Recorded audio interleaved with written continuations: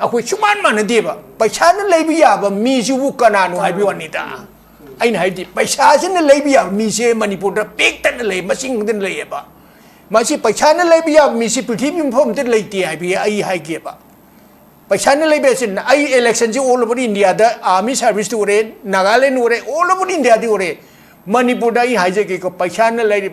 19 यालंबे election 1952 दा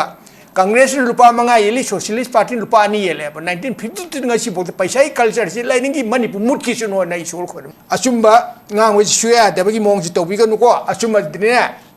ma sinaba tar ja asumba haira ma sibna pai aram ngang si do chabusu aduna merger agreement da article 3 da yauri ba se special provision khara yauri ba akoi da agreement mayam si da choi gi ba ko akoi phangba ya ba si kari kari yaugi se adu लारिक पाबियो अशोयब Singh बुथोपिरो प्रजा की मुझे लेपा की खलग नोइना वाखन दो थादे बियो बको और काना देबो मत मांगबा वारिम ददी अखोय मत मांगल होइसे बको सिदै द आर्टिकल 3 सिदा स्पेशल प्रोविजन खरे याउरी मसी अखोयना ngasi बौ खनदि को अदुई काबो भेली की सिका 500 फंगबसे मसी अखोय इंडिया गवर्नमेंट की कोई मसी होलगा 19 कनोतगी तौरगा 47 दगी तौरगा ngasi बौद लेबसे सिका 500 से कोई तान सेबा मसी फंगनब तालगा दे कोई मोइदि बजेट लौद्रसि यादे मसी मखोइदा अखोइना नेहरू ने हेता अखोइ मागी अहलमन की लमदोना अखोइ प्रजा कराम हारम ने ते पिथोकिबनी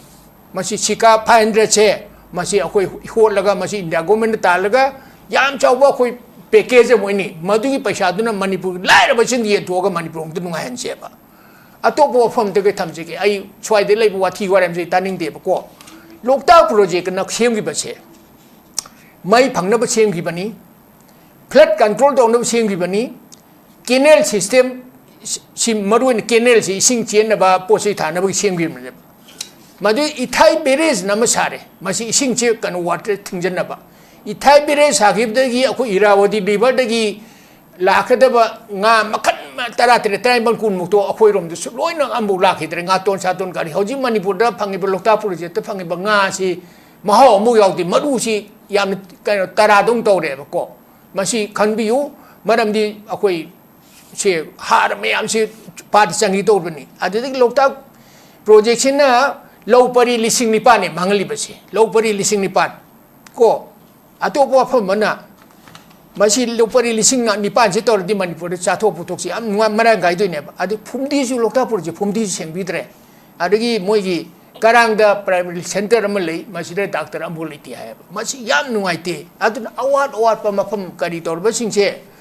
आ दिल्ली द प्रेसिडेंट उनब प्राइम मोइ उनबदी याम फैको अदु प्रजागी अवाबसिंगसु सेम टाइम मधु यंगसिन म दरकार लई अदु आईदी दिल्ली जब मुहूर्त मणिपुर अवाब सिंसे मोगी थौजान निद्रसु कछु अदुम अवाब मोय कछु कोई दरकार लेते खाली मोय उनबई मतम दु मुहूर्त मणिपुर अवाब प्रजा से लोसमन कमाइन तोगी कमाइन तो मतेंग पांगसिगे ना खनबन फैन खनजै अदुगा आइन हाजबदी ngasi वाफम ते पंजगे ngasi पार्लियामेंट दा हौजी डिस्कशन नोमा सुम तोबसिदा पार्लियामेंट नोमा सेशन सिदने कोई लोकसभा का राज्यसभा से नोम की एक्सपेंडिचर 9 करोड़ ने 9 करोड़ लोकसभा दा पुंग मद 1.5 करोड़ ने अदुना अखोई नोम फमी बसे मिनिट अमद लोकसभा दा हुई तोरी बसे 2.5 लाख ने अदुकी मतिक मसीगी 9 करोड़ से राज्यसभा लोकसभा सी मसी पैसा सी अदुक चौबा पैसा सी अखोई लाइर प्रजा की टैक्स में हमदे खोम पीर बनी ने अदो ngasi bawde assembly da harasi state assembly harasi india ki parliament harasi ado ki mati kana ba parja gi wafam ke khanna gen oide haira kanda sai area si yamna manung hutpa akoi gi deeper reflection ama khakla habi gi pot ma lai adu busiguma balance se matam sang sum chathadan leiba taragadi akoi gi yamna lasting peace haba possibility akoi kamaina justify to bangam gani masi kamaina achieve to bangam gani haba to hangam su lai aduna hiram sigi matang da naina jana bin tamak ta ngasi gi thamjaba topic ni khana naina brasaru ga bina bi damak ta akoi gi studio da hujing lengsen leibire ikai khumna jari ba panelist ahana bakta da akoi gi retired army veteran colonel sarat pabung tram nokchari ani subada lengsen bigado bakoi gi steam panelist ani di ꯑꯇꯦꯟꯕ ꯃꯇꯝꯒꯤ ꯃꯅꯨꯡꯗ join ꯇꯧꯕꯤꯔꯅꯤ ꯑꯩꯈꯣꯏ ꯂꯝꯕꯤꯗ ꯂꯩ ꯍꯥꯏꯕ ꯄꯥꯎ ꯂꯧꯖꯔꯦ social ꯑꯦꯛꯇꯤꯚꯤꯁ ꯑꯣꯖꯥ ꯑꯁꯪꯀ sir ꯂꯣꯏꯅꯅ ꯑꯩꯈꯣꯏꯒꯤ ꯁꯤꯅꯤꯌꯔ ꯖꯔꯅꯦꯂꯤꯁ ꯀꯪꯂꯩꯄꯥꯛꯀꯤ ꯃꯩꯔꯥꯒꯤ ꯆꯤꯞ एडिटर ꯑꯣꯖꯥ ꯋꯥꯡꯈꯦꯝꯆꯥ ꯁꯝꯖꯥꯏꯁꯨ ꯁꯔꯨꯛ ꯌꯥꯕꯤꯒꯅꯤ ꯑꯍꯥꯟꯕꯗ ꯑꯩ ꯄꯥꯕꯨꯡꯗ ꯂꯥꯛꯆꯒꯦ ꯄꯥꯕꯨꯡ ꯍꯧꯖꯤꯛ ꯂꯩꯔꯤꯕ ꯊꯧꯗꯣꯛꯁꯤꯗ ꯎꯪꯈꯠꯅꯕꯒꯤ ꯄꯣꯠ ꯑꯃꯈꯛ ꯂꯥꯛꯄꯁꯤ ꯑꯩꯈꯣꯏꯒꯤ ꯀꯨꯀꯤꯒ ꯇꯥꯡꯈꯨꯜꯒꯒꯤ ꯃꯔꯛꯇ ꯑꯅꯧꯕ ꯐ꯭ꯔꯦꯁ ꯒꯟ ꯐꯥꯏꯠ ꯅꯣꯡꯃꯩ ꯀꯥꯞꯇꯅ ꯈꯣꯠꯇꯅ ꯇꯧꯔꯛꯄ ꯌꯥꯝꯅ ꯅꯨꯡꯉꯥꯏꯅꯗꯕ ꯎꯪꯈꯠꯅꯕꯒꯤ ꯄꯣꯠ ꯑꯃꯈꯛ ꯂꯥꯛꯄꯁꯤ ꯐꯤꯕꯝꯁꯤ ꯄꯥꯕꯨꯡ ꯀꯃꯥꯏꯅ ꯌꯦꯡꯕꯤ ꯀꯃꯥꯏꯅ ꯊꯝꯕꯤꯅꯤ ꯃꯁꯤ ꯑꯍꯥꯟꯕꯃꯛꯇꯗ ꯌꯦꯡꯕꯤꯔꯤꯕ ꯄ꯭ꯔꯖꯥ ꯄꯨꯝꯅꯃꯛ ꯑꯃꯁꯨꯡ ꯑꯩꯒꯤ ꯏꯆꯥꯅꯨꯄꯤꯕꯨ ꯏꯀꯥꯏ ꯈꯨꯝꯅꯕ ꯎꯠꯆꯔꯤ ꯍꯧꯖꯤꯛ ꯀꯨꯀꯤꯒ ꯑꯩꯈꯣꯏ ꯇꯥꯡꯈꯨꯜ ꯁꯣꯔꯤ ꯇꯥꯡꯈꯨꯜ ꯎꯔꯈꯨꯜ ꯑꯦꯔꯤꯌꯥꯗ ꯀꯥꯞꯅꯔꯤꯕꯁꯦ ꯃꯁꯤ ꯏꯟꯗꯤꯌꯥꯒꯤ ꯑꯩꯈꯣꯏꯒꯤ ꯄ꯭ꯂꯥꯟ ꯑꯃꯒꯤ ꯃꯈꯥ ꯆꯠꯊꯕꯅꯤ ꯆꯍꯤ 2 ꯃꯈꯥꯏꯃꯨꯛ ꯑꯩꯈꯣꯏꯒ ꯃꯩꯇꯩꯒ ꯀꯨꯀꯤꯒ ꯀꯥꯞꯅꯍꯜꯂꯦ ꯑꯗꯨꯒꯤ ꯃꯇꯨꯡꯗ ꯃꯈꯣꯏ ꯅꯦꯛꯁ ꯁ꯭ꯇꯦꯞꯁꯤꯅ ꯑꯩꯈꯣꯏ ꯀꯨꯀꯤꯒ ꯑꯩꯈꯣꯏꯒꯤ ꯇꯥꯡꯈꯨꯜꯒ ꯀꯥꯞꯅꯍꯟꯕꯁꯤꯅꯦꯕ ꯃꯁꯤ ꯀꯨꯀꯤ ꯑꯁꯤ ꯑꯩꯈꯣꯏꯅ ꯍꯥꯟꯅ ꯍꯥꯏꯖꯈꯤꯕꯅꯤ ꯃꯣꯏꯁꯤ ꯍꯥꯌꯔ ꯇꯧꯕ ꯏꯟꯗꯤꯌꯥꯟ ꯑꯥꯔꯃꯤꯅ 2005ꯗ ꯑꯩꯈꯣꯏ ꯁꯨ ꯑꯦꯒ꯭ꯔꯤꯃꯦꯟ ꯇꯧꯕ ꯁꯤꯒꯤ ꯃꯔꯝꯁꯤ ꯀꯃꯥꯏꯅ ꯇꯧꯒꯦꯕꯨ ꯃꯈꯣꯏ ꯀꯦꯝ ꯁꯥꯔꯒ ꯃꯈꯣꯏꯁꯤ ꯌꯣꯛꯑꯒ ꯊꯝꯕꯅꯦꯕ ꯆꯦꯗꯅ ꯑꯩꯈꯣꯏꯒꯤ ꯀꯩꯅꯣ ꯑꯦꯒ꯭ꯔꯤꯃꯦꯟꯁꯦ ꯁꯥꯏꯟ ꯇꯧꯅꯔꯒ ꯑꯗꯨ ꯒ꯭ꯔꯥꯎꯟꯗꯅ ꯇꯣꯇꯦꯜ ꯗꯤꯐꯔꯦꯟ ꯑꯣꯏꯕꯁꯦ ꯑꯩꯅ ꯁꯨꯝ ꯁ꯭ꯇꯗꯤ ꯇꯧꯕ ꯆꯍꯤ 18 ꯑꯣꯏꯔꯗꯤ ꯆꯍꯤ 19 ꯏꯌꯔꯁꯃꯨꯛꯁꯦ ꯃꯈꯣꯏ ꯌꯣꯛꯑꯒ ꯐꯖꯅ ꯊꯝꯃꯒ ꯃꯈꯣꯏꯁꯤ ꯍꯥꯌꯔ ꯇꯧꯔꯒ ꯐꯖꯅ ꯋꯦꯜ ꯄꯦꯗ ꯇꯧꯔꯒ ꯐꯖꯅ ꯆꯥꯛ ꯊꯥꯛꯇꯅ ꯈꯣꯠꯇꯅ ꯇ꯭ꯔꯦꯅꯤꯡ ꯄꯤꯔꯒ ꯇꯧꯔꯒ ꯃꯈꯣꯏꯁꯤ ꯃꯩꯇꯩꯒꯤ ꯂꯥꯜꯍꯧꯕꯒ ꯃꯊꯪꯗꯅ ꯅꯦꯛꯁꯇꯅ ꯀꯨꯀꯤ ꯑꯩꯈꯣꯏ ꯇꯥꯡꯈꯨꯜꯒꯤ ꯂꯥꯜꯍꯧꯕꯒꯁꯤ ꯂꯣꯏꯁꯤꯟꯅꯕꯒꯤ ꯁ꯭ꯇꯦꯞꯅꯦ ꯃꯣꯏ ꯂꯧꯈꯠꯂꯤꯕꯁꯤ ꯑꯗꯨꯅ ꯃꯈꯣꯏꯅ ꯀꯦꯝ ꯁꯥꯕ ꯃꯇꯝꯗ ꯑꯩꯈꯣꯏ ꯑꯣꯜ ꯑꯦꯂꯣꯡ ꯏꯝꯐꯥꯜ ꯚꯦꯂꯤꯁꯤ ꯇꯧꯔꯝꯃꯤꯕꯁꯦ ꯃꯈꯣꯏ ꯃꯁꯤ ꯀꯨꯀꯤꯅ ꯄ꯭ꯂꯥꯟ ꯇꯧꯕ ꯅꯠꯇꯦ ꯃꯁꯤ ꯏꯟꯗꯤꯌꯟ ꯑꯥꯔꯃꯤꯅ ꯄ꯭ꯂꯥꯟ ꯇꯧꯕꯅꯤ ꯑꯩꯅ ꯁꯨꯝ ꯈꯟꯗꯔꯨꯕꯗ ꯃꯇꯝꯗꯨꯗ ꯑꯩꯈꯣꯏꯅ Meitei manipur government karigi action logdin si makoi manipur government si karimbo moi khangandana toraga manungda moina plan loina tor simam baneba masi makoi gi hoji kamnari base moi gi moina phangba target to yodringi di ba sum continue togini masi da akoina kaisu ngawoi si ngakpa didi akoina ngakadab se 3rd May 2023 do adu akoi nundang du ngakhare ko adu matung de akoi ngauji ngakpham thoktre makoi chathari base makoi lesson plan amagi army da akoi lesson plan nam semedna lesson plan du gi matung na para se matham chapter do matham chathar bogum mane ko masi akoi masi moina oigeda ba loidri haibato para si lesson si loidri continue oina sum chapter sum chathar ba chapter matham chathar pani aduga aina hajabana moina su haibase masi umbrella nguma India government makoi si akoi chathar to plan si operation se plan amala kaino maming am thonria de su agreement se makoi gi secret weapon oina leraga si neba masi lokthokpada moina operation chathaba yaroi aduna ngasi lokthokri seni aduna puruk kunthra mari kunthra ma lebasida makoina puruk ani dani hoji akoi ahum jini target tawnari se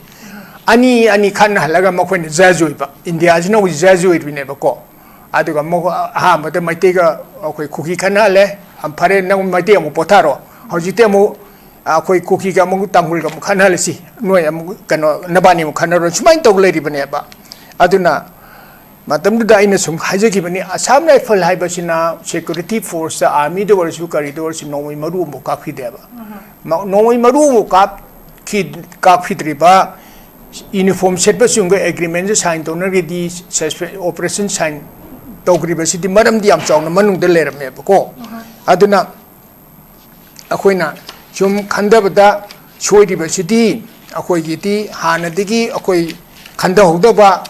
aduga yamna kari oirakani moina kari toribano kholebasi sukan khandana ngasi boksa tum chathari basne ba ading isam jamna wafam modu world record ni ne akoi national highway bu chahi o mukthing bai base prithvi gi mafam modu world war 2 de su togide one su togide hoji su prithvi mafam da national highway bu mari chahi o mukthing bai si di world record oirabane ba ko aduna hoji akoi si hoji kaino da July August 23 da Sandil gi akoi gi ai channel maksid haijagibni July da akoi gi hantaki sidai da deep state yawi haibase ain haijagibni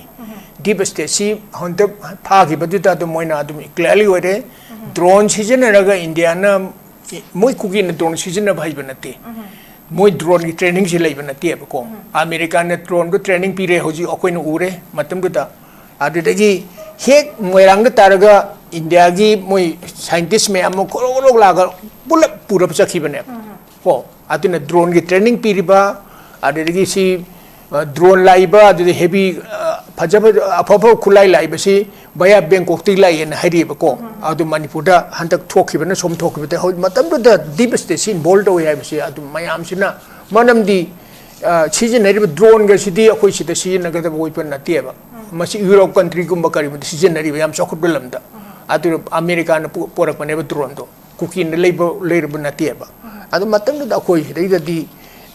se akoi yam nuai ta ba na akoi si ai si yam heta khangi hai hai wa na te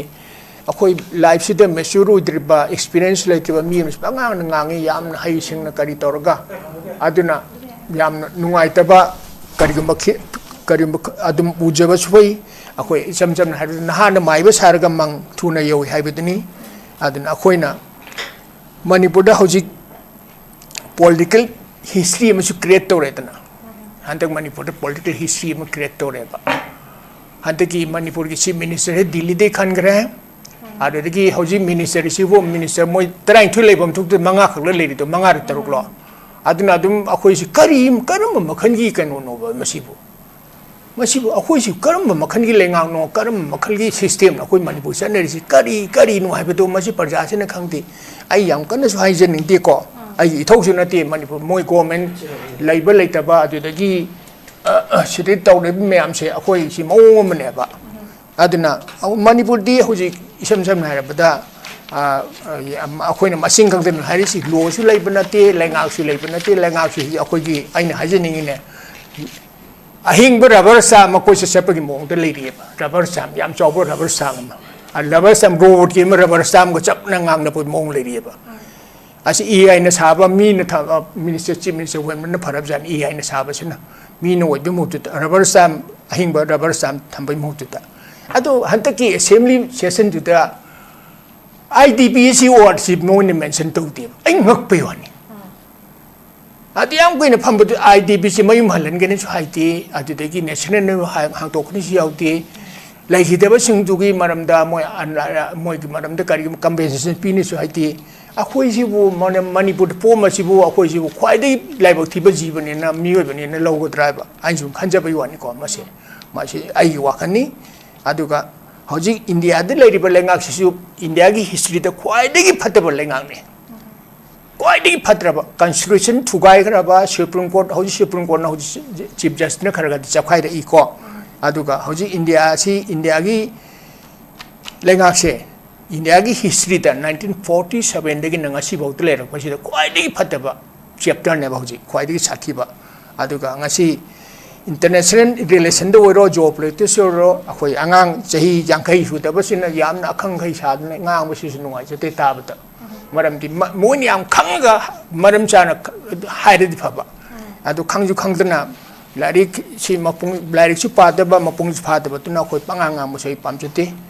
wafam chi hajarai matang hilo sinje gi fast round se yam phasana pabung na thambire haujik si koi gi state da haujik tho yam ma irang si 2023 gi megi tarik ama degi thogla iba irang si mai degi kuki ga aduga mathang kanglu furu mayam khunda minari ba asigumba state da amuk akoi gi amaga onjana rakpa gi pot amaka next to mai degi kuki huji amuk kuki tangkul sumai lak mofam si India gi achauba adugma plan hebe go fam su phong to ki pabungna aduga akoi gi achauba akoi gi deep state ki khut ama yaubagi hin chu pabungna pibi loinana makoi di target ama akoi gi set taw thamdana hide target si yaudri fauba adum chatharaga laikhini akoina long lasting peace se kamain justify to guni kamani achieve to guni haiba wafam se it's not certain maramdi moi gi thamgiba target si masi yaudi moi dum chatharak to mi it's a part of a plan makoi gi plan gi makha oina lapo pondana si wafam se adumai lakani duna yamna laibak thiba mana akoi Manipur ju ji cabinet expansion mapung fana loide wafam am ladi masi su itself it's si so koi gi political history da koi gi achoba am kha create to ne wafam su thambide babungna yam pak sana si gi ai mathang second round da swai gi Indian government gi role aduga koi gi hapet mari ꯂꯣꯏꯅꯅ ꯑꯩꯈꯣꯏꯒꯤ deep state ꯁ꯭ꯋꯥꯏ ꯂꯥꯝꯁꯤꯟꯖꯔꯒ ꯅꯩꯅꯕꯒꯤ ꯇꯥꯟꯖꯥꯗ ꯑꯃꯨꯛ ꯂꯧꯖꯒꯦ ꯑꯍꯥꯟꯕꯒꯤ ꯁꯩ ꯄꯥꯕꯨꯡ ꯁꯔꯥꯠꯇ ꯑꯃꯨꯛ ꯂꯥꯛꯆꯒꯦ ꯄꯥꯕꯨꯡ ꯍꯧꯖꯤꯛꯁꯤ ꯑꯩꯈꯣꯏꯒꯤ ꯂꯩꯔꯤꯕ ꯂꯩꯕꯥꯛꯁꯤꯒꯤ ꯂꯣ ꯑꯦꯟ ꯑꯣꯔꯗꯔ ꯁꯤꯆꯨꯋꯦꯁꯟ ꯑꯃꯁꯨꯡ ꯒꯚꯔꯟꯃꯦꯟꯠꯅ ꯀꯗꯥꯏ ꯐꯥꯎꯕ ꯑꯦꯀꯥꯎꯟꯇꯦꯕꯜ ꯑꯣꯏꯔꯤ ꯍꯥꯏꯕꯁꯤ ꯋꯥꯐꯝꯁꯦ ꯂꯩꯔꯦ ꯑꯗꯨꯒ ꯉꯁꯥꯏꯒꯤ ꯄꯥꯕꯨꯡꯅ ꯃꯃꯥꯡꯗꯁꯨ ꯍꯥꯏꯂꯥꯏꯠ ꯇꯧꯈꯤꯕ ꯑꯍꯥꯟꯕ ꯔꯥꯎꯟꯒꯤꯗ ꯊꯝꯕꯤꯈꯤꯕꯗꯣ ꯈꯇꯪ ꯂꯥꯛꯆꯒꯦ ꯑꯩꯈꯣꯏꯒꯤ ꯏꯟꯗꯤꯌꯥ ꯒꯚꯔꯟꯃꯦꯟꯠꯒꯤ ꯔꯣꯜ ꯃꯈꯣꯏꯒꯤ ꯁ꯭ꯇ꯭ꯔꯦꯇꯦꯖꯤꯛ ꯄ꯭ꯂꯥꯟꯗꯨꯒꯤ ꯃꯈꯥꯗ ꯆꯠꯊꯔꯛꯄꯗꯅ ꯃꯗꯨ ꯂꯣꯏꯗ꯭ꯔꯤꯐꯥꯎ ꯑꯗꯨꯝ ꯆꯠꯊꯈꯤꯗꯧꯔꯤ ꯍꯥꯏꯕꯒꯤ ꯄꯣꯠꯁꯤꯅꯤ ꯑꯗꯨꯅ ꯇꯁꯦꯡꯅ ꯍꯥꯏꯔꯀꯥꯟꯗ ꯍꯧꯖꯤꯛꯁꯦ ꯑꯩꯈꯣꯏꯒꯤ ꯁ꯭ꯇꯦꯠ ꯒꯚꯔꯟꯃꯦꯟꯠ ꯑꯁꯤꯅ ꯀꯩꯝ ꯇꯧꯕ ꯉꯝꯗꯕ ꯑꯗꯨ ꯑꯣꯏꯔꯒꯗꯤ ꯁꯦꯜꯐ ꯗꯤꯐꯦꯟꯁ ꯅꯠꯇ꯭ꯔꯒ ꯑꯩꯈꯣꯏꯒꯤ ꯏꯊꯅꯤꯛ ꯀꯟꯐ꯭ꯂꯤꯛ ꯑꯃ ꯑꯣꯏꯅ ꯃꯁꯤ ꯖꯁꯇꯤꯐꯥꯏ ꯇꯧꯍꯟꯕ ꯌꯥꯅꯕꯒꯤꯗꯃꯛꯇ ꯃꯈꯜ ꯃꯈꯥ ꯀꯌꯥꯒꯤ ꯊꯧꯑꯣꯡꯁꯤꯡ ꯏꯟꯗꯤꯌꯥ ꯒꯚꯔꯟꯃꯦꯟꯠꯅ ꯆꯠꯊꯔꯛꯄ ꯃꯗꯨꯒꯤ ꯄ꯭ꯔꯣꯁꯦꯁ ꯋꯦꯛꯗ ꯑꯩꯈꯣꯏꯒꯤ ꯂꯩꯔꯤꯕ ꯑꯩꯈꯣꯏꯒꯤ ꯁ꯭ꯇꯦꯠꯀꯤ ꯒꯚꯔꯟꯃꯦꯟꯠꯁꯤꯁꯨ ꯃꯁꯤꯗ ꯈꯨꯠꯂꯥꯏ ꯑꯣꯏꯅ ꯁꯥꯟꯅꯔꯦ ꯍꯥꯏꯔꯀꯥꯟꯗ ꯃꯈꯣꯏꯁꯦ ꯒꯚꯔꯟꯃꯦꯟꯠꯁꯤ ꯀꯩꯝꯇ ꯃꯊꯧ ꯇꯧꯕ ꯉꯝꯗ꯭ꯔꯕ ꯇꯧꯅꯤꯡꯉꯁꯨ ꯇꯧꯍꯟꯕ ꯉꯝꯗ꯭ꯔꯕ ꯀꯩꯝꯇ ꯂꯦꯡꯕ ꯉꯝꯗ꯭ꯔꯕ ꯑꯗꯨꯒꯨꯝꯕ ꯑꯃ ꯑꯣꯏꯔꯕ꯭ꯔꯥ ꯑꯗꯨ ꯑꯣꯏꯕ ꯇꯥꯔꯒꯗꯤ ꯂꯝꯗꯝ ꯑꯁꯤꯗ ꯊꯣꯛꯏꯕ ꯏꯔꯥꯡ ꯚꯥꯏꯑꯣꯂꯦꯟꯁꯁꯤ ꯃꯁꯤꯁꯦ ꯂꯣꯡ ꯂꯥꯁꯇꯤꯡ ꯄꯤꯁꯁꯤ ꯀꯃꯥꯏꯅ ꯖꯁꯇꯤꯐꯥꯏ ꯇꯧꯒꯅꯤ ꯀꯃꯥꯏꯅ ꯑꯦꯆꯤꯞ ꯇꯧꯒꯅꯤ ꯍꯥꯏꯕꯁꯦ ꯑꯔꯨꯕ ꯋꯥꯍꯪ ꯑꯃꯗꯤ ꯑꯣꯏꯔꯛꯏ ꯍꯥꯏꯇꯥꯔꯦ ꯄꯥꯕꯨꯡ ꯀꯃꯥꯏꯅ ꯊꯝꯕꯤꯅꯤꯡꯉꯤ ꯃꯁꯤ ꯑꯩꯈꯣꯏꯅ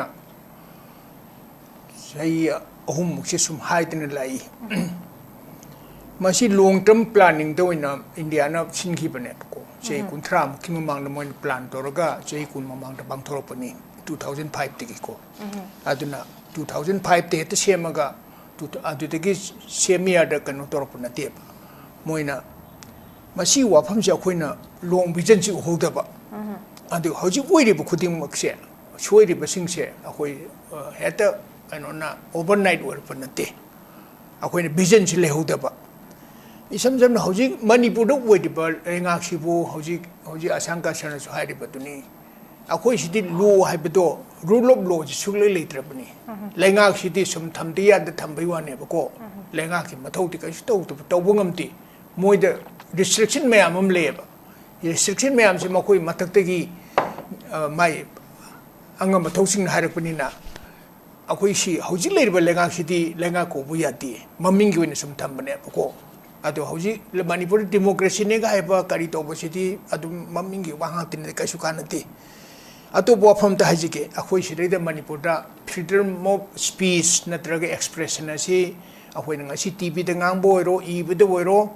लेतरे असुम मम इबदा खबर दा इबदा हेता कक्थत असुम अदु इब यादेबा मयामना दुम खंगलेरसि इबिद्रसु यायेना दु आयोनसु दुम हाइबीबा अदुना खुदम मोइना होजिक हाइगे कनो तोबदा इसा नुपि बृंदा मयाम चंगरा असुम खरा हाइबि खोंगोइनगी को अदुदगी मयाम चंगना खोंगोइनगी बने मसि मीसि होजि मणिपुर नेकप यारि को मी नेगने पैसा पिर नेगा मसिमति लांगनो मानस माय हाइसि आइ अगेंस्ट हाइन गनो अदुमाइन लेदि को अदुदगी ngarang sujata इसन नुपि मा मोइसि मणिपुर दि नुपि वांगा बसे याम तांगी अदुगी मोतुम सान्दी सुमान असुम खरा हाइरुगी दमक्ता मासु मयाम ngangan गनो ने एमएलए मयाम करी करी नोन हाइरेगे मोइना तौरिबा अफबसिंग तौरदि प्रजाना थागलखनी ने मोइना तौरिबो तो फत्तेबसिंग दो खरा हाइरुबगी दमक्तदि मदु ngangan हाइरिएबको नखोइबो अफबो ओरदि अखोइना ईश्वर दोंग लाटकी हे नखोइ को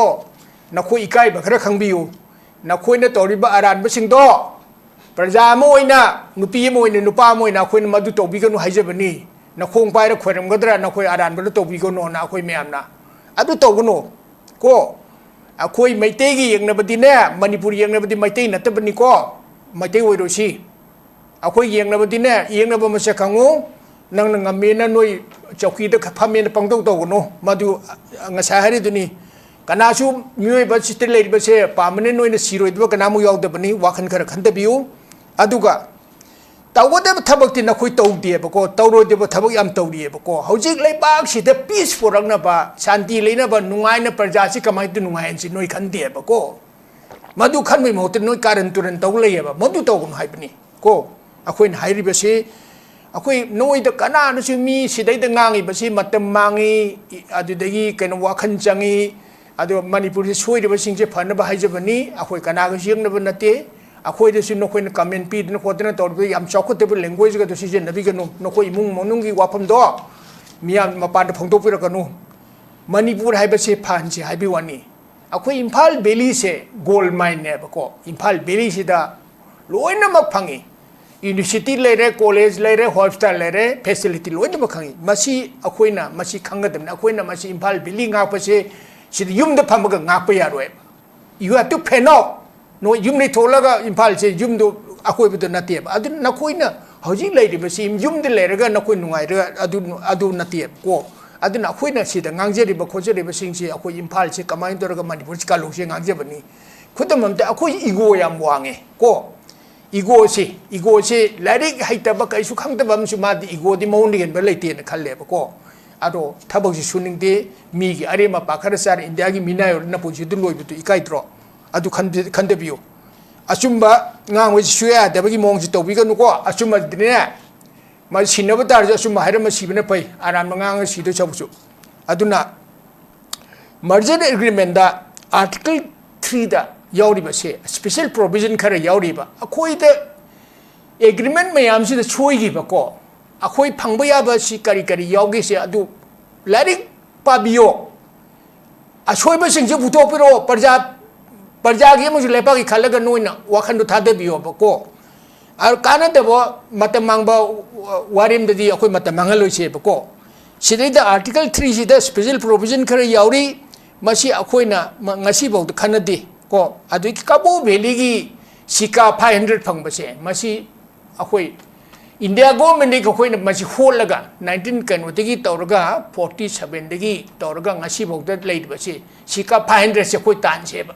masi phangna ba talaga de koi moi di budget log dri ya de masi makoi da akoi na Nehru ne hekta akoi magi ahlaman gi lamdona akoi parja da karam bo haram ne te pithoki bani masi sika 500 se masi akoi holaga masi India government talaga yam chawba akoi package moini madugi paisa duna manipur laira bachin ye toga manipur ong tunga han seba atopo phom te ke thamje ke ai chwai de lai wa thi waram je taning de ko lokta project na khem gi bache mai phangna ba sem gi bani flood control dong na sem gi bani canal system sim maruin canal si sing chen na ba posai thana ba sem gi madu ithai berez na ma sare masi sing che kan water thingjan na ba Ithai bire sakib dagi aku Irawadi river dagi lakadaba nga makan tara tribal kun mukto akoi rom du loi na ambu lakhidre nga ton saton kari hoji manipur da phangi lokta project phangi nga si maho mu yaudi madu si yam tara dong to re ko masi khanbiu maramdi akoi se har me am se pat changi to bani adidi lokta project na low pari lising ni pa ne mangali basi low pari lising ni pa ko atopo phomana masi lopari lising na nipan se tor di manipur cha tho putok si am nuwa mara gai do ne adu phumdi su lokta pur je phumdi seng bidre adagi moi gi karang da primary center am lei masi da doctor am bol ti ha masi yam nuai te adu awat pa mafam kari tor ba sing se delhi da president unaba prime moi unaba di am phai ko adu parja gi awa ba sing same time madu yeng sin ma darkar lei adu ID Delhi jab muta Manipur awaba singse moigi thaujan ni drasu kasu adum awaba moi kasu koi darka le ten khali moi unabai matam du muta Manipur awaba parja se losamna na phai kamai to mateng pangsi ge na khanban na phai khanjai aduga aina hajabadi ngasi wafam te panjage ngasi parliament da hoji discussion no ma sum to basida parliament no ma session sida ne कोई लोकसभा का राज्यसभा से नोम की expenditure 9 crore ने 9 करोड़ लोकसभा दा पुंग मदा 1.5 करोड़ ने अदुना अखोई नोम फमी बसे minute अमदा Lok Sabha दा हुई तोरी बसे 2.5 लाख ने अदुकी मतिक मसीगी 9 करोड़ से राज्यसभा लोकसभा सी मसी पैसा सी अदुक चौबा पैसा सी अखोई लायर प्रजाति की टैक्स में हमदे खोम पीर बनी ने adu ngasi bawde assembly da harasi state assembly harasi india ki parliament harasi adu ki mati kana ba parja gi ba wafam ke khanna ge ne khana da bane ko aduna akoi na di yamna kano yamno akoi na honor tawri ba ko moi sina parja ge su khanda ba parja ge su ke su to ba mi su ba akoi na dum honor tawri aduni akoi na haijabadi manipur da ngasi soi di ba se akoi phamnai ba sing sina matik cha da ba du de gi thop ne hai bo pham se pan ja lo sin jage yam phajana papung thabire phamnai ba sing na daite se phajana lo da ba makoi matik cha da ba de gi tholak pa irang ni issues me ama mathang mutang tholak pani hai be ga phom se thambire aduna hojik si india akoi gi lai di balengak sina government sina mathau mayam na pamba up to the ngasai gi expectation na tataraga su koi tohum thokpa hai tare madu yona tawdriba sikai gino tawbangam drabra tawhandribra hai ba wafam sim leire adu taragadi akoi lamtam se thoiba irang si masi control tawge conflict se control tawge hai taragadi akoi gi central government gi intervention sine hen state level control lagi hena mathau tarabra hai ba gi achoba wahang question mark sim su leire aduna hojik thoiba irang gi da koi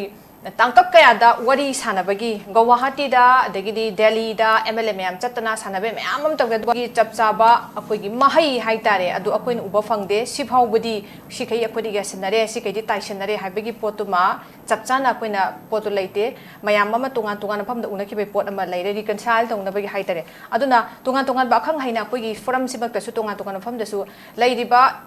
hak ki akoi na tawung tonung matam ni dang lakjege pabung hojik India government gi Chanari Bama gi chupli duda ekoi pairi ba dugi mai kai da dum chatlaga leiba taraga leibak sigi marai bak sikai ura kadunu haibaduni pabung nasu with reference to akoi ngasai gi deep state ki mayam mong thai thambiri root ko sai tare back in many years akoi gi ago 2005 ki mamang dagi su chatnai ba mamang dagi lauding gi plan tawrak ki mayam tham ki pabung da lak chege aduna pabung doira pai koina tentakna India government gi plan da hojik Manipur lenga ki priority na jaga Manipur lenga ki firep se kainu haibasini kamai thambini babu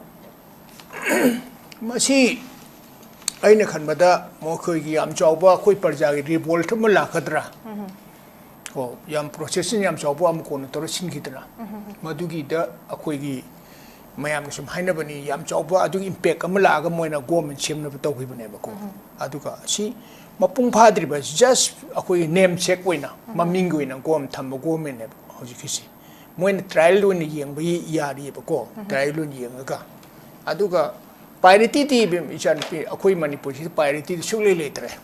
akoi si akoi na chahi om si uri bani hoji swedi ba si akoi national gi oi ba consciousness haib di akoi manipur ki maiti moi manipuri moi ba gi manipuri haib di akoi si da poi ba tribe akoi furo kuntra mari se total manipur to pogutu manipuri ko atumai ne lai kati akoi si yamna akoi yam low level da akoi tham gre ko national level da ti aduna yam nuai ta ba mana si wafam ni akoi gi national conscious se masi lai ta ba adu dagi akoi kari haini akoi na hanjan hai lere ngasi MP ani parliament da ko lok sabha de leri moisi lai la su hai re hare ko kasu kaiti adu ti amasu rai sabha de leri ngasi bog da kuki ya bo wai si makoi masin de gi toktri kuki bo war si toktri su suspension operation war si toktri sabek an ward ani si de makoi na ngasi bog da chahi kana ama hela bog da ward ani si ate te di am ngangi ko moi wa ngang bai bani na pha bani na wa yam ngangi aduga makoi de ward ani si de kuki ya bo war si pande adu su hai bo operation kana su hai bo war si pande ko masi nuaite maram di moi parliament de law buta masi su hai ga da kuki na sumain to moi ngasi bo de law te hai ti si maram di adu maina hai jara roi mayam na dum manung da dum khangi bani moi kamai dum ka gi bosi kamai do kuki na support ro ka gi bani tna ante gi MP gi election do paisa yen de ga dama da dum ye liko ka su kana ti aduga ante gi auji samjai nai manipur prajasin hante gi election to ro ne ko to ro si 27 to godra to ro de hai bangam te manipur si di ai karimo manipur da ne ai thaja ba su le tre hai ba su ngam te ai punsi da masi unpredictable oi ba kari wer kane to hai bangam ta blam moi re ba hu se aduna paisa ye laga lupa lising tara da nati lising kun ye lo trang ma ye lo kapo aduga manipur je adum moi national party ka manipur lo re ken pung loi dorim ni national party da matingi election si da manipur bu hek national party ka halaga sinara ba manipur pung loi re adu de akoi khara de mapan manipur mapan da dum chakhin phani masi moi adum lai jau suno mioi ba se hai bi ya bangi hai ni sem ba ya ba akoi sem hona rangani adu ya tra de dum lapthok patap ni nei bi ma aduna manipur gi si condition ji de hojik lai ngang na ti le se manipur de lai ba se moi central government gi ne moi na sane no mo na sane ri bane manipur parja gi lai nga manipur parja bi phana welfare ma je am bo yokte am bo yok da bu mo 60000 lai ji manipur karam khan ti ke no parliament su nga hai bi oni assembly de khan dri sine ba ko mi 60000 kano hojik kano de lai ri ga na kana su khan bonte moi 260 ji kalam khan bonte moi khara adum minister ga minister da sawgal la lo re adu chawlaga adu akhoi bima yam masai da sum lo sinjage maramdi akhoi se akhoi ji manipur da lei akhoi mi sing se aidi angak pa manen khalle ba ko sangsar da lei ba mi sing ga akhoi ga suman man de bo khan si akhoi suman man de ba paisa na lei bi ya ba mi ju bu kana nu hai bi wani da aina hai di paisa sin na lei bi ya mi se manipur da pek tan lei masing den lei ba masi paisa na lei bi ya mi si prithvi phom den lei ti hai bi ai hai ge ba paisa na lei be sin ai election ji all over India da army service to re Nagaland ore all over India di ore manipur da ai hai je ke ko paisa na lei 19 yalam be election 1952 da Congress lupa manga yeli Socialist Party lupa ani yele 1952 ngasi bote paisa culture si lain ngi manipur mut ki suno na isol khoram sari hai regulation je ke swai okay pabung gi akhoi gi mayam se su yamna bahap ta haning bai khoi puna maksi yamna wakhal ta haning bagi khoi gi pangpung gi thamoi de gi phaurak pai tare maman yam ba wahai ni ai alorak